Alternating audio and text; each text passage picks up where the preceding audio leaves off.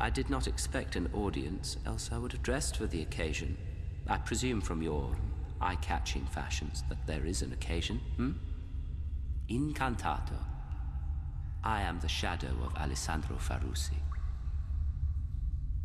A poet, he lived to entertain. Himself first, and then his audience. His appetite for life's delicacies could not be contained by the Venice of his birth. All the world was a feast, inviting. Knowing this, I understand what my killer saw in me, and I forgive her. To go beyond death, to find the most fabulous excesses, it was wonderful, dizzying. Years passed as a carousel of delights. Delights to us, horrors to mortals. I saw what I had become. Alessandro Farusi consumed life to celebrate it. I merely preyed upon it. That is why I sealed myself away from the world. I could not face my shame, nor could I bear myself to the sun, any more than you would willingly step into a furnace. This crack in the earth has been my atelier for 10,000 nights. I chose my own exile and burial. A melodramatic gesture, true, but melodrama was my trade. No, occupying a grand castle or opulent manor is a show of entitlement. For my sanguine curse, these are the luxuries I deserve. Solitude, darkness, the drip of water to count off lifetimes, candle wax and guano.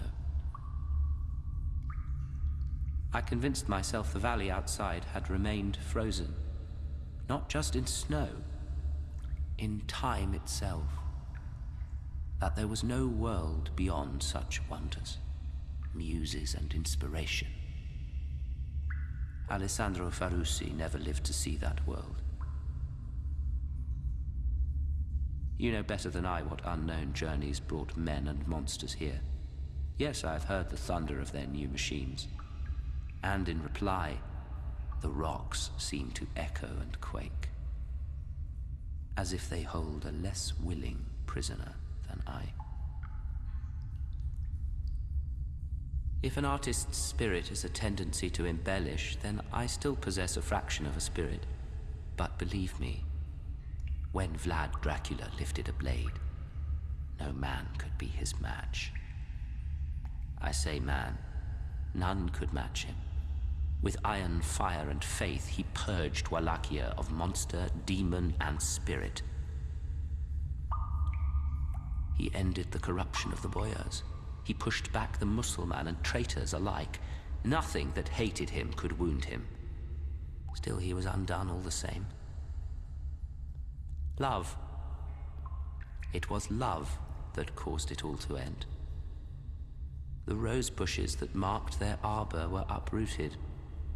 Bare beds suggesting fresh graves. Ask me to speak of his kindness, speak of his charity, speak of his love. And I can only tell you of his defeat, despair, betrayal. Betrayed by each other, and betrayed by me. Stood by, paralyzed with vampiric desire, and all too mortal fear.